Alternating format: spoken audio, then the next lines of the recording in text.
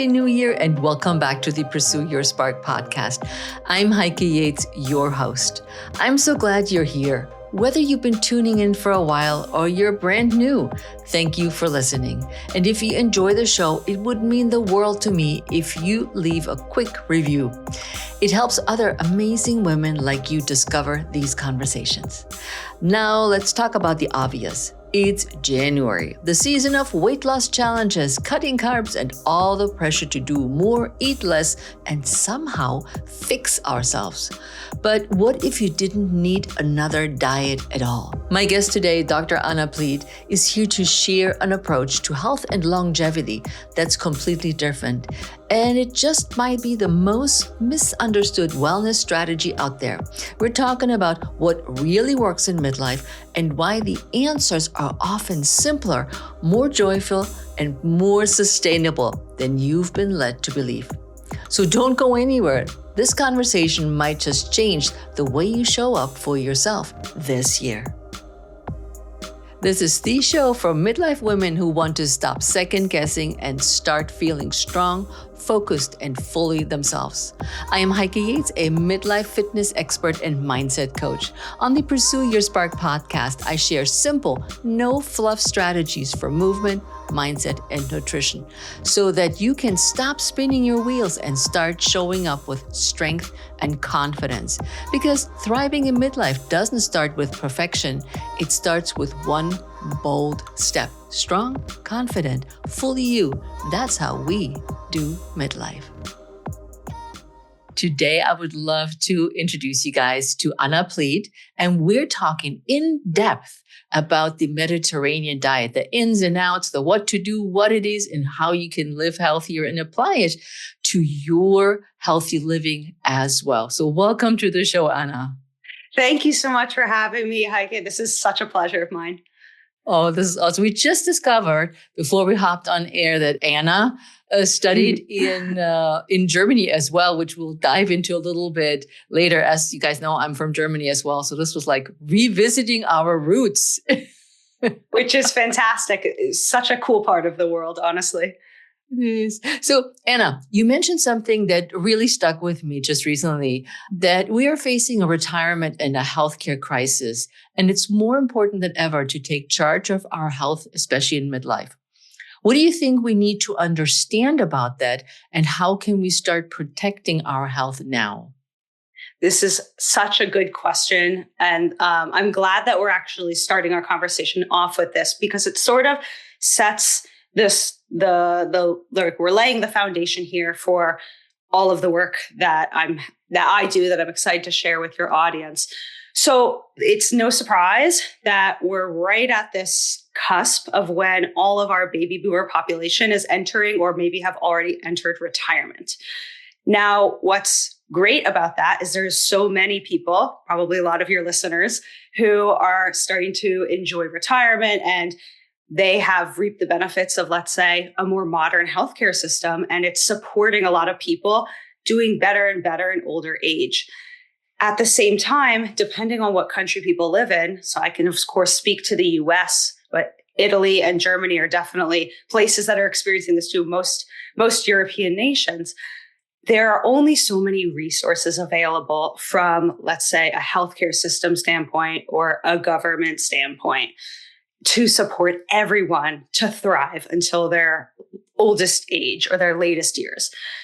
And what that helped me figure out in my own training to become a medical doctor is where I would best be serving people. Like, where am I the most useful? And what I started to recognize is it seems like there's a pretty significant gap with helping people stave off like these scary things that happen in older age that most of us are familiar with, age-related diseases, things like dementia or Alzheimer's, scary events like a heart attack, a stroke. But that's sort of at the extreme end of what it's like to be in your retirement age and things that you might be worried about. And in the meantime, is there something we can do to maybe avoid all of those catastrophes from happening? And so it drove me down this path of thinking about wellness as a big part of medicine. What I want to share with as many people in the world as possible is this big message. And we could just start from this place of there's so much that people can do for themselves on a day-to-day basis. That's not necessarily complicated. It's not expensive. And it's actually kind of fun. And all of these kind of tools and tactics that we can think of as our daily life and our daily habits, they're going to impact our health and especially those outcomes so much more strongly than any one specific, let's say, medication or intervention that somebody would do. Those things usually happen after the problems are already arising. So when people are thinking about getting older, their time course of when maybe they want to exit the workforce, what they want their life to look like, this is such a ripe opportunity in midlife to start thinking forward. Well, how do I want to live? And how are my choices going to impact how well I can live? And like, this is exactly the moment in time where people have the opportunity to kind of take control and take the reins themselves. Yeah. And don't just wait till all these diseases and situations manifest itself. Go regularly to the doctor, do your checkups, which I'm a huge fan of. And of course, exercise as well as eating healthy, which is what dive in a little bit more in a minute. But we just live longer. Bottom line, my oldest client at the moment is 99. And he is fit as a fiddle, other than that his wife says he's losing his mind. So he has dementia, but there's nothing. He has the greatest blood pressure. He has nothing. He has no heart problems, nothing. He's like a young at heart, basically. But he's also been active his life, mentally as well as physically. And when he comes to Pilates, for him, it's like the outing of the week, but he still keeps coming. And like you said, let's not wait until these situations arise when we can do something before they're there. And we all get older. We all will have something. I said yesterday, if we lived in the 1800s, I'd be dead by now. I'm 64. I'd be no longer on this planet. But we have so many opportunities. And that's why also when I dive in right to the Mediterranean diet, our topic of the day. What is the Mediterranean diet and why is it so different from other, air quotes, diets? Yeah, this is such a essential thing to even think about, because a lot of people will maybe see a news headline, especially if it's the top of the year and everyone's thinking about setting New Year's resolutions, for example. What diet should I adopt? Or I want to lose weight, for example. Oh, Mediterranean diet year over year is ranked as the number one diet. So what are we talking about? Now, let's walk us back in time. How did I come to even understand what this is about? And why is it something that I promote so much in my medical work and in my online education work? So I happened to go to medical school in Italy, and I studied nutrition before medical school here in the United States, where I live now. And so I had this formal background training in diets and nutrition.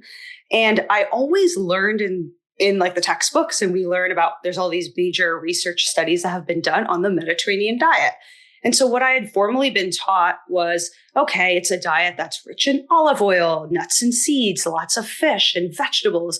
And if people think about the cuisines of the Mediterranean, things that come to mind are often garlic or tomatoes or zucchini, pasta, rice, lots of fish, some meats, beans, all these foods that are they naturally grow in this region. These are the cuisines that people have been eating for hundreds, probably thousands of years in this area. And so when I started to understand, okay, the Mediterranean diet is sort of a composition of these typical foods that are eaten in that part of the world, I understood why we care about it is because it has been linked to decreased risks of many chronic diseases. So less heart disease, and that includes all the cardiovascular syndromes. So things that affect the heart and the blood vessels, and includes things like strokes, not just heart attacks. It also affects diabetes rates, and people in that region of the world tend to have lower rates of obesity when they eat their traditional diets. And so the Mediterranean diet has been known to be sort of this preventive strategy for a lot of the chronic conditions that a lot of the world is facing right now, especially in the Western world, like the US, for example. And so I always thought of it as sort of this clustering of those foods give us these benefits. And I I moved on with my life after nutrition school, and I recognized, okay, let me go have an adventure. I want to do medical school abroad. I knew that because I had a big travel bug. And I thought, well, I might as well study in the place that's kind of the healthiest, right? On top of it just being a lot of fun. And so I landed myself in Milan, Italy. And what was very fascinating for me is the more I spoke Italian and the more Italian friends I started to cultivate, the more people I recognized they've never heard of this thing called the Mediterranean diet. And this was always such a shock because I thought, well, certainly you guys invented it. You must be experts.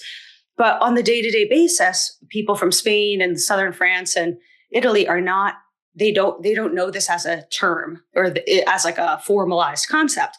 So then they would ask me, well, Anna, what is the Mediterranean diet? And I would explain, well, it's eating like lots of olive oil and fish and nuts and seeds and all these vegetables. And they say, isn't that just a diet?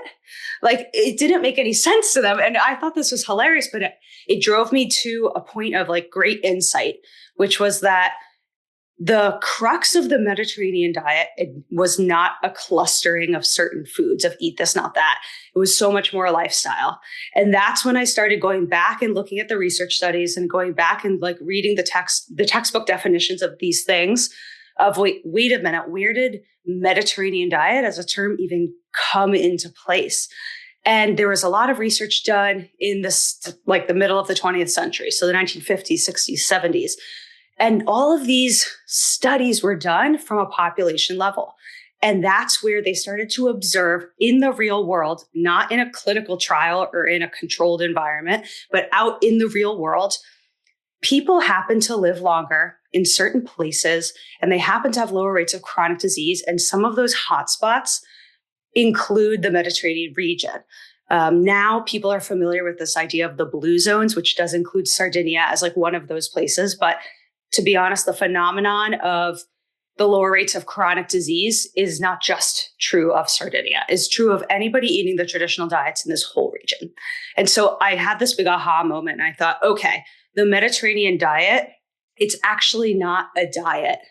And that was something I realized, I don't think anybody recognizes this, or people know, but it's not common knowledge. And when you hear the term Mediterranean diet, or you see it in a news headline or like, a flashy article, it never highlights this point. Or rather, maybe it's not being explained well enough for people to get it.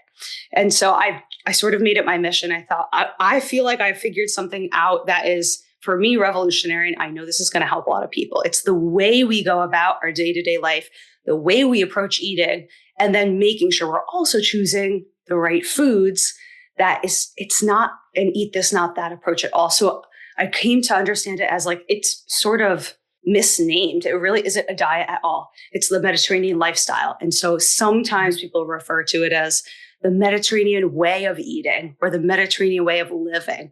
And that's really the crux of it. It's kind of all of these different pieces put together that give those health benefits and that longevity benefit that a lot of people are seeking. So, that just sparked in me like a huge motivation to go forward in this path. Yeah, when you said the way to live Mediterranean lifestyle, that's what you said, is you never see that. It's not catchy enough as a headline. Yeah. It has to be the word diet. And we have to be making sacrifices. We have to give things, not eat things and eat others. Like you said, not this and not that. Because when you think of the German, air quotes, diet, you would think meat and potatoes all day long. But that's not the case. Exactly. And I can also attest to that because having spent some time in Germany, like, as you know very well, especially in every region, there's certain nuances of cuisines from one area to another. So when we're looking at all these diet components, okay, let's step away from the diet, especially since it's the new year. Let's eat what's healthy because you can gain weight also on a Mediterranean diet. When somebody says, I want to lose weight and I just eat that lifestyle, you still can gain weight by overeating. But when we're looking at also the benefits of eating that way, how especially women in midlife, where our metabolism slows down, we're gaining the weight, we all feel less energized. What would that mean for us eating that way?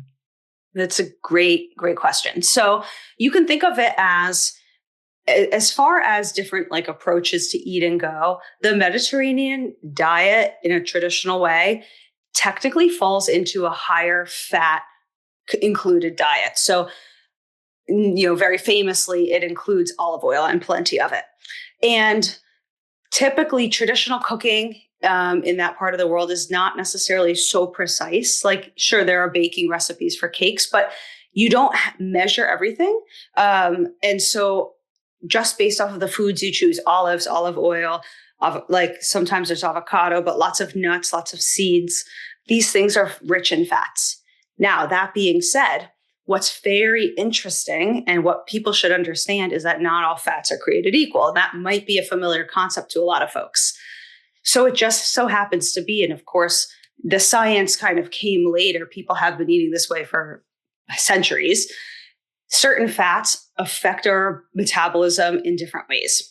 So we know now from a lot of research that there are something called unsaturated fats, which is very plentiful in any of the plant-based foods. So olives, for example, or any nut, any seed. These tend to be protective for our heart and our heart health and our blood vessels. A lot of people are familiar with the fatty plaques that can build up in our arteries, for example, especially in the arteries of our heart or our coronaries. That's a very scary thing for a lot of people. And if anybody is on a medication to lower their cholesterol, the whole reason behind that is to, again, protect your heart health long term. Now, what's very cool is a lot of the fats within the Mediterranean cuisines tend to naturally sort of protect your heart because you're sort of dialing up that amount of unsaturated fat and dialing down the saturated fat, meaning the fats that often come from our animal-based foods. It's not cut and dry. For example, coconut oil is primarily a saturated fat, but coconuts are also not native to the Mediterranean region, so it doesn't really come up in that dietary approach very much. But the concept being, if you can find sort of this balance amongst the types of fatty foods you eat, dialing up a little bit more of the plant foods, maybe dialing down a little bit more of those animal foods like red meats or butter, cream. You could still have it because, again, in this region of the world, they definitely eat plenty of meat, plenty of cheeses. If you play with that ratio, that's thought to affect your health, like in a very dramatic sense. What people should also understand about the Mediterranean approach to eating is that there's nothing technically off limits entirely. But that being said, it's a very whole foods way of eating. There's not a lot of processed and there's nothing chemical related because these are traditional diets again. So people naturally are not going to be usually overeating salt or sugar, a lot of these like extra things that we add into our cooking and into our food supply these days, they weren't really there 100 years ago or longer. And so they don't play into that cuisine as much. And that is also thought to impact kind of why this is such a healthy approach to eating. So those are some of the themes, low in processed foods, maybe lower in some of the animal-based foods that bring with it a lot of that saturated fat, and then higher in whole foods with lots of fiber and lots of healthy oils that often come from plants. So when people think about like, how do I think of the Mediterranean diet? Is it plant-based? You can make it that way. You don't have to eat meat, but it would not be like a black and white plant-based diet, for example. You can make it vegan. You can make it vegetarian. You can make it grain-free. Like you can play around just like you can with any diet. Again, what's cool about it is there's nothing technically off limits and there's nothing you have to eat, but it's about this balance of the nutrients that tends to be super healthy for us. Hey, let's take a quick pause for a little inspiration because new year, same you, just stronger is our motto this year. If you've been feeling stuck or ready for a reset, my book, Pursue Your Spark, is here to help you find your energy, confidence, and focus again. It's honest, it's real, and it walks you through 5 midlife traps that hold so many of us back, like comparison and perfectionism. There are also 6 worksheets inside as well, so you can turn reflection into action right away. It's available as a book, ebook, audiobook on Amazon Kindle, Apple Books, Kobo, Audible, and Spotify. So go grab the copy that works best for you. I also will leave a link in the show notes. And I also find that every time I go to Europe, my family now, well, part of my family lives in the Netherlands, that when I go over there, there's this abundance of bread and there's this abundance of really healthy foods and everybody's cooking and making things, and a big lack of processed foods is really hard to find. I mean, yes, there may be a mac and cheese, but you don't have, like here in the States, you don't have like 20 ingredients that are all chemical, whatever they are, in the small print. And I always, when I go over there, and it's the same when Italy, the great bread, German, love bread. What, you eat bread? It's like, you got to get out of the US. You will appreciate good bread. And I never have digestive issues because I have microscopic colitis. And I never have digestive issues when I'm in Europe, even eating the bread, eating all whatever it is. But it's that healthier whole foods approach that I find everywhere, whenever we go to Europe. And I really appreciate that now. And I feel better. And I talk to this about my clients, and they're like, oh, you went to the Netherlands. Oh, you ate all of this? And the question is always, did you gain weight? And I'm like, no, because aside from that, and we'll get to that in a little while as well, there is not just the eating component, there's also the activity component that people have. But I found one thing that you said, which I want to dive in when you were in Milan, that people in Italy said to you, what should I eat? You're the expert here. You're the doctor. You have a medical degree. What should I eat? And they live right around all these amazing foods. Yes, exactly. Well, I had such a funny experience once. I was in a clinical rotation in the hospital, and I was in the northern part of Italy in Milan. So people actually, it's sort of, it's like the New York City of Italy, where people are coming from all over and they're moving there for different careers and such. So people are from all the different regions, and it's kind of an international place at this point in time. So not everybody was familiar, even if they were born and raised Italians. They didn't necessarily think heavily about eating the way their grandparents would eat. They would have their like Sunday lunch, Sunday dinner after church, which often would be mostly traditional foods. But especially in these modern times, I mean, there is a little bit more and more fast food that's kind of infiltrating the Italian culture too. And I mean, most countries, it's the case. Yeah. So people are starting to sort of lose that clarity that is, hopefully it's something being preserved. And I know there's a big Italian movement called the slow food movement, and they really are trying to emphasize people going back to their basics and like sticking with those whole food recipes because they're so healthy. And you mentioned something that I also want to highlight for people listening. What seems to be like one of the major effects of let's say the major drivers of all of these chronic diseases, like increasing in the population. So like there's more and more obesity, more and more people are getting heart disease, like diabetes is growing, and especially amongst younger people. And asking why is that, you'll never find an answer if you're thinking about like what individual food is causing that, because that's really not how this works. Instead, you almost have to take a step backwards and think like, well, what sort of at a systemic level has been shifting? And what you can see very clearly from country to country and across the population is how much more of our food supply is processed. And that is important for 2 key points. The first is that when we're processing foods, we often are adding in things that we know are not that healthy for us. A lot of added sugar, a lot of salt, a lot of processed oils that keep things shelf stable so they don't get moldy.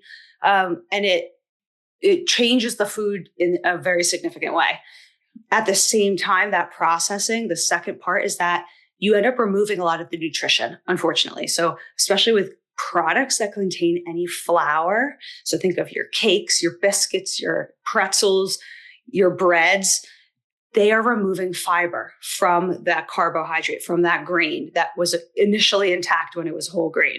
And that is one of the biggest differences amongst, like, for example, just the bread in Europe versus the US. I mean, I can't tell you how many patients I have who even are gluten-free when they're in the US and they've traveled to Italy, or they went to the UK, or they went to France and they ate bread or pasta with gluten in it and they didn't have the same reaction. And that tells you, it causes you to question a lot. It's beyond just what's the ingredient like individually, but what are the components that are affecting the food that is hard to measure? And it's that processing. And there are some ways to kind of quantify how much processing something has, but a simple way is if you look at a label and you just see like that paragraph long list, there's just a lot that's been done to that food. Even if a lot of the things added back in are vitamins or minerals, there's just a lot of processing that food has gone through. So that should hopefully cause you, take a pause and ask yourself, like, what is this doing for me? And why am I buying it? Is this just because I want a treat? There's space for that, for sure. But if it's just something you haven't thought about before, maybe now would be a good time to pause and think about it, because it's probably affecting you more than you realize, even if you're not having like a symptom or a bad reaction. But especially if you're having a symptom or a bad reaction, talk to your doctor and then start thinking about how your daily choices might be affecting things. If you're always on the go and struggle to find time for yourself, you'll relate to Maria's experience. Maria at 50 was constantly busy with work and family, and fitting in long workouts just wasn't realistic. When she found the Pursue Your Spark blueprint, it showed her how to incorporate movement into her day without feeling overwhelmed. She started sneaking in short Pilates sessions and stretches whenever she could. These small changes made a huge impact, and now she's more active than she's been in years without sacrificing time with her family. If you're like Maria and need simple ways to stay active, the blueprint might be exactly what you're looking for.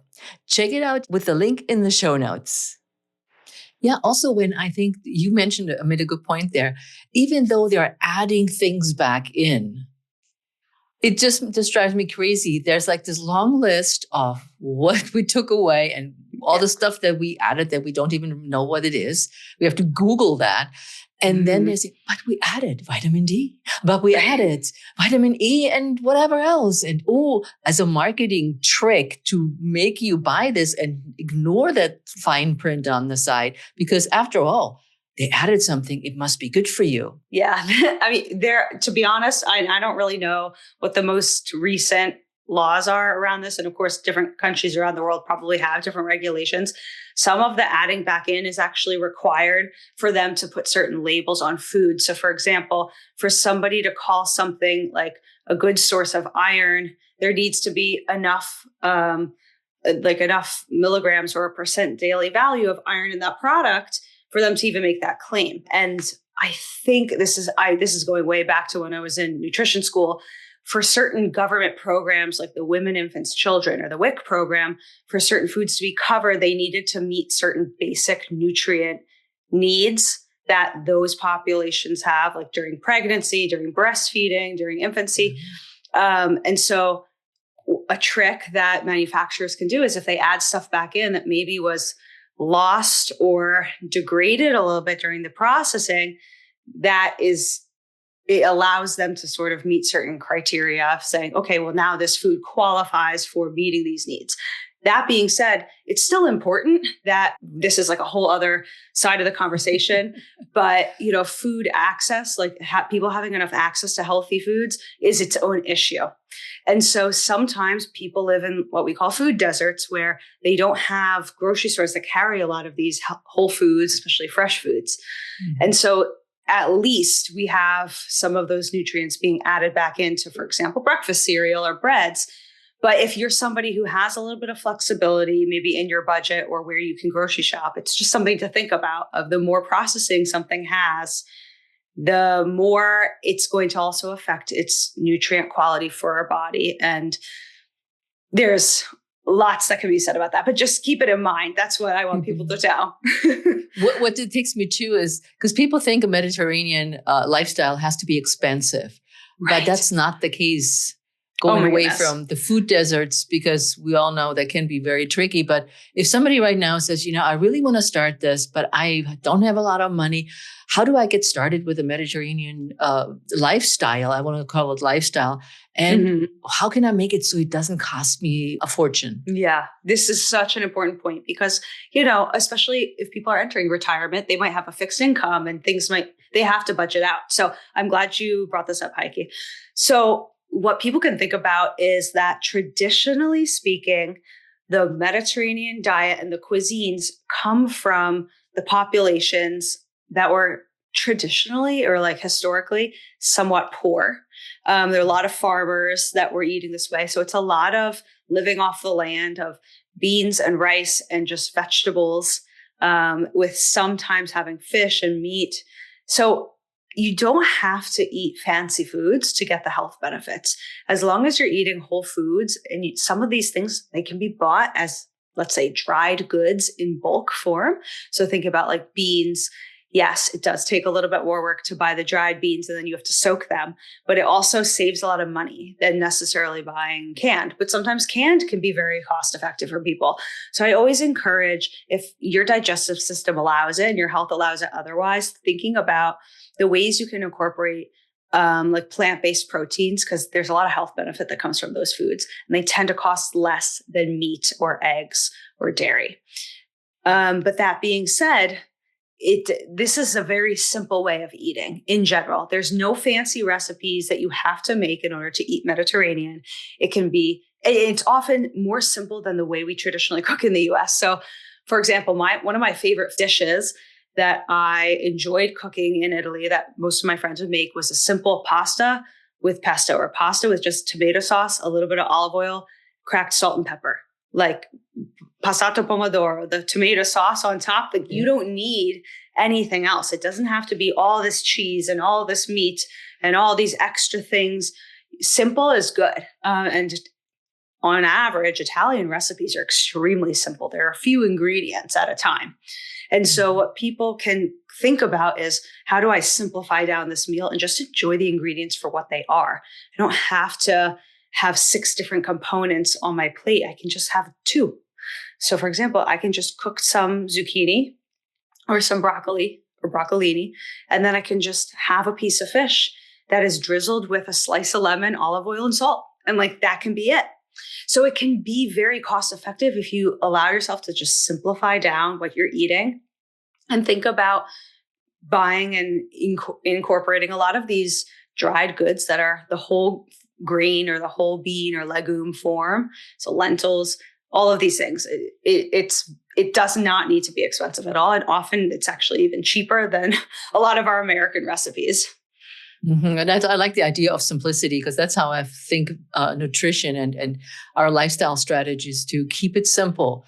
Mm-hmm. Don't overwhelm yourself with too much. Oh my goodness, I can't cook this, or I can't do this kind of exercise because it's just too much all at once. Yeah. And simplicity is really where it's at. And I think a lot of us are starting to go back to that, living more simply, living simpler lives with fewer gadgets, with fewer electronics, with more of friends and good eating and exercise as well. You often say we can balance blood sugar without cutting carbs. How does that Mediterranean way make that possible? Yeah. So when we think about blood sugar balance, the chemistry, or let's say the physiology behind blood sugar, is quite complex. But a lot of people are interested in it because they're, for example, diagnosed with prediabetes or diabetes. And what a lot of people are starting to understand is that even obesity and weight gain is often related to our inability to regulate our metabolism and thus our blood sugar. So anybody who's trying to lose weight should be thinking about this too. And to be honest, everybody should be thinking about this. One of the things to recognize is that when it comes to the world of carbohydrates, they are not all created equal. The way our body breaks down food into simple sugar, which is what is affecting our blood sugar, is slowed down by several factors. Nutritionally, the factors that are going to affect it is the amount of fiber you consume, the amount of protein you consume, and the amount of fat you consume in your meal. So there's a huge difference of eating a candy bar and eating an apple. Both are full of carbs, meaning sugar, but they're super different on your metabolism and thus your blood sugar. I hear my patients ask about this all the time. Well, can I eat grapes? They're full of sugar. And I ask them, well, what are you eating, for example, in your day? And they walk me through, and they added 2 packets of white sugar to their morning coffee. And then they had a donut. And then later in the day, they were eating pretzels. And then they had some ice cream. And I'm guaranteeing all of you, no matter what your underlying health situation might be, all of those processed carbohydrates, those simple sugar supply, like those sources of simple sugar, are going to impact your blood sugar in a much worse way than a whole piece of fruit every single time. Why? Because the fruit has intact fiber, for example. And another example can be, well, now let me kind of level up my knowledge. How am I going to slow down those blood sugar spikes, even if I want to eat a source of carbohydrate and may or may not be completely whole foods form? Well, if we pair that with protein or with fat or both at the same time, meaning I'm eating this as a complex meal, that is so much better for your blood sugar balance, because all 3 of those things, the fiber, the protein, the fat, will slow down the digestive process, which basically is the process of breaking down the food you eat into its chemical subcomponents and releasing it into your blood. That is what is affecting blood sugar. Now, there's other ways and other strategies people can use to impact their blood sugar in a positive way that has nothing to do with food. And I know, Heike, you spent a lot of time on this podcast emphasizing this for people, but resistance training or weight training is honestly the best way to balance your blood sugar long-term. But any movement is going to help. So even if you can just go for a walk, and some people say, especially at the end of your meal, while you're digesting, go for a walk. We don't need to just slump like couch potatoes for 2 hours after we eat and watch TV. We actually want to engage our muscles. Why? Because the muscles are the part of our body that's absorbing all of that sugar from the bloodstream. So first, the sugar goes in our stomach, then it goes to the blood. But after it's in the blood, it has to go somewhere. So if we don't use it, it gets stored as fat for the most part. And this is what leads to the weight gain. So again, there's complex chemistry going on behind the scenes, but it can be as simple as, let me eat a balanced array of nutrients to support the amount of blood sugar that gets released into my blood. It's going to spike my blood sugar. And then let me engage my body with stimulating my muscles specifically to help absorb that sugar back out, to bring the spikes back down. That all is going to impact your metabolism, all the conditions that are affected by a poor metabolism, and especially your ability to lose weight and not gain weight if that's your situation. And also have more energy. Yes, for Absolutely. sure. And you know, it's kind of like a cyclical thing. The irony is people think, oh, I'm too tired, I don't feel like moving. But the more you move, the more energy you have, because you're revving up your metabolism by engaging your muscles, which are, you can think of it as your metabolic sink. Like this is really where this is the engine behind it all. Yeah. So, you know, that there's just, like I said at the beginning of this discussion, but there's so many strategies people can use. And if you really like these topics and you want to go deep into them, there's so much you can learn about how to impact your health overall with just these little things we do every single day. Yeah. Now, as a close, I want to ask you about the spark, the strength, purpose, agility, resilience, and kindness. You chose resilience as your spark word. Tell us more about it. Yes. I loved this question. I think it's so cool that you ask people this. For me, when it comes to helping people think about their aging, and if you're listening right now, you thinking about your own aging or thinking about your own health as you're getting older, one of the things that's really the differentiating factor between the people who thrive and the people who kind of take a hit and have a downward spiral is the ability to resist the stressors that come onto our body. And it's this resilience against the stressors that are inevitable in life. And what are those things? Like illnesses, we come into contact with seasonal viruses or bacterial infections, for example, the stress on our joints as we get older, those aches and pains we start to feel, our energy slowing down, like all of these things start to impact how we feel overall as we get older. You can't avoid the fact that you're getting older, but you can absolutely slow down the process of aging and completely change the way you feel as you go through your life. And so you're building a healthy foundation for yourself with good nutrition, good amount of exercise that's balanced, engaging your muscles and doing all the things we've been talking about, getting enough sleep, doing things that make you happy, staying engaged in your relationships with people. All of these things build your healthy foundation that sets you up to be a very resilient person, especially as you get older, no matter what comes your way. And you can't predict everything that's going to happen in your life. You might suffer an injury. You might get a diagnosis you didn't expect. I mean, things can happen, but it's your ability to bounce back that is going to set the trajectory for how you do throughout your life and how well you feel overall. Awesome. I love that. So you picked resilience. That matches you as well. As we close out this episode and the season of the Pursue Your Spark podcast, I want to leave you with this. You don't have to fix yourself over the holidays. You don't have to earn rest.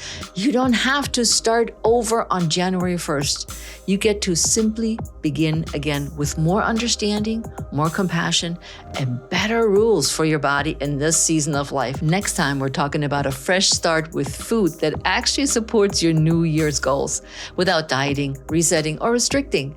And we'll look at why the way you've been taught to eat better might be exactly what's been making this harder than it used to be.